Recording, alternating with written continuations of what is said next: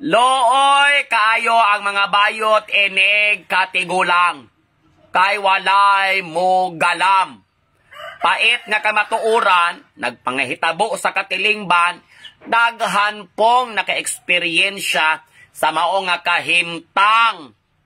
Balik-balikon ko na sa mga katauhan nga, kamong mga bayot, pagminyo god mo, pag-asawa gyud mo, pag-anak gyud mo. Kaya para pagkatigulang ninyo, naay muilo sa inyong mga lubot. Karon, baklaso nato na. Himay-himayo nato na. Kung kinsa man gyud ang tinuod nga makaluoy sa realidad sa kinabuhi. Ang bayot nga naniguwa nga nag-inusara, nga walay anak, nga makaluluoy sa pananaw sa katilingban, or ang nagminyo, nakaanak, ni sakripisyo, paiskwila, tanan tibo kalibutan, gibuhat, parang anak makahuman, makakurso, makatrabaho. Kani siya nga topic, dili applicable sa tanan, ha? Kanara sa mga panghitabo. Kaya di, mamputa ng bayot, nanigulang nagkalisod.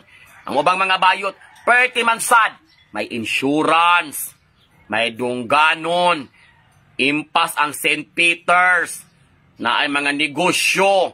Tanan perfect hospitalization. Wala siya problema, manigulang siya, kay daghan siya kwarta. Napoy mga minyo, nga pagkatiguang nila, mga pensyonado, pensyonada, nga profesional nila mga anak, gitabangan po sila. So, kanang dapita, di nato na matatsa. Areta dire sa pinaka-worst nga istorya. Oh, so looy ang mga bayot. Balik-balikon ko na, looy kay moyot, looy kay moyot. Aside sa uwaton mo sa mga lalaki, biyaan mo, maniguwang mo nga walay mo bantay ninyo. Looy kayot, looy kayo.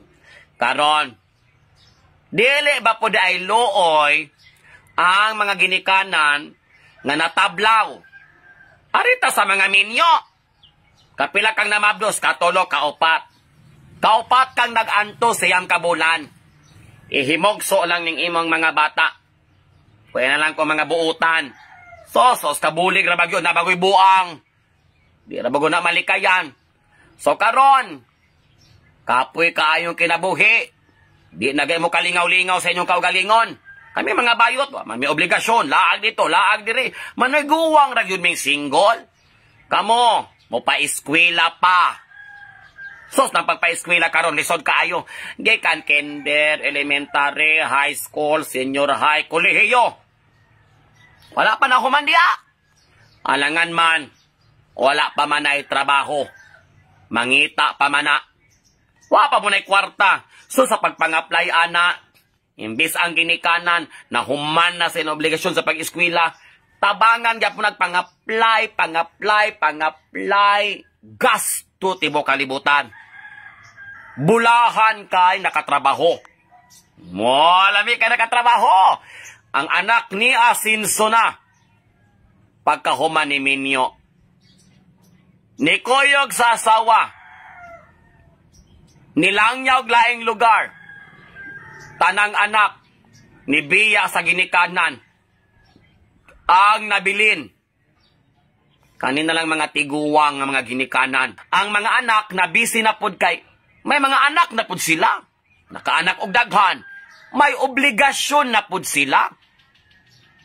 Unya ikaw, retired tuod ka.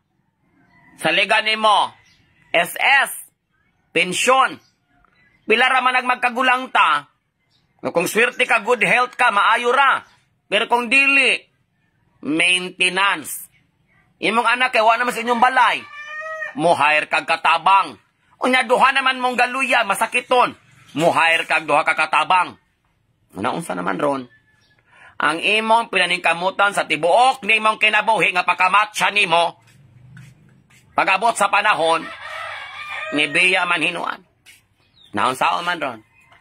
Patas na tadiring dapita. Patas na tadiring dapita. Ang nagkalahi ra nato, pariho ta nga gibiyaan mo sa mga anak kay naminyo na. Nanay pamilya. Wala na'y panumbaling ninyo kay ilang kwarta igor po ilang pamilya. Wala ikatabang. Ano pa mga bayot? Naniguang po nga naginusara. Karon, arita sa giagian nga mga tuig sa atong kinabuhi. Kinsa may mas nindot o kinabuhi? Anha na magsumada dihang dapita. Ang mga bayot, sukas pagkabayot, inigat ra maguna. Laag, disco, inom. La, panglakita mas ginhawa. Oh, mura man ay routine. Sige, hangtod maningguwang. Hangtod mga pangag. Hangtod bagang na lang. In short, gikas pagkabayot, hangtod pagkatiguwang, halos tanang adlaw sa kinabuhi, ga-enjoy ra gyud siya. Wa may obligasyon. Oh, kung naaman gani, ginikanan raman pod. O, kisa pa man di ay. Mga laki, lumalabay raman na. Ginikanan raman pod. O, kama mga ginikanan. Sa naman na, unay pinakasakit o pinakapait nga realidad. Di lang ninyo lingion.